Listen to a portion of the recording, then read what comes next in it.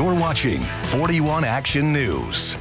A former Olathe school teacher facing a charge of reckless stalking for taking more than 200 pictures and 31 videos of his fourth grade student, and most of them focus on her backside. Well, today that student and her mother testified virtually before the Kansas Judiciary Committee trying to strengthen stalking laws in the state. I feel like no other kid should have to go through a situation like this. Now 11 years old, the situation she's referring to involves her fourth grade teacher, James Loganville. It's hard to think about, so I don't like to think about it. Sometimes I go to bed and I'm just like, oh, what would it have been like if I didn't go to that school or all that stuff. In my mind, he would have been arrested right there on the spot.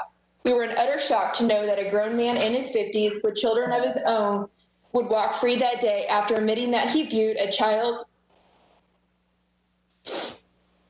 as sexually attractive. Loganville's case is currently pending in Johnson County, but because of the way the stalking statute is written, his attorney tried in November to have the case dismissed, claiming it couldn't be stalking because the girl was unaware of the behavior at the time. That's one aspect of the law the family hopes to change. So the change would be that we would tighten up the wording to make it very clear that you do not have to be aware of stalking during the time you're being stalked. Ultimately, a judge denied the defense's motion to dismiss, allowing the case to move forward. But even if Loganville is convicted, stalking a minor in Kansas is a misdemeanor with a maximum punishment of a year behind bars. The family's bill would make it a felony to stalk children under 16 with a sentence of 7 to 10 years. And we really think that that's something that's needed to send a clear message in our state that that type of behavior isn't allowed, it's not acceptable, and if you do engage in that type of behavior, you will be punished appropriately. And although it's painful, the family feels they have to speak up, just as their daughter's classmates spoke up when they reported Loganville's alleged behavior.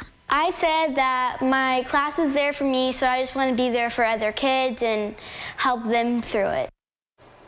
Loganville resigned from Meadow Lane Elementary School last year. As for the family's bill, they say they've received tremendous bipartisan support and they are optimistic it will eventually be signed into law.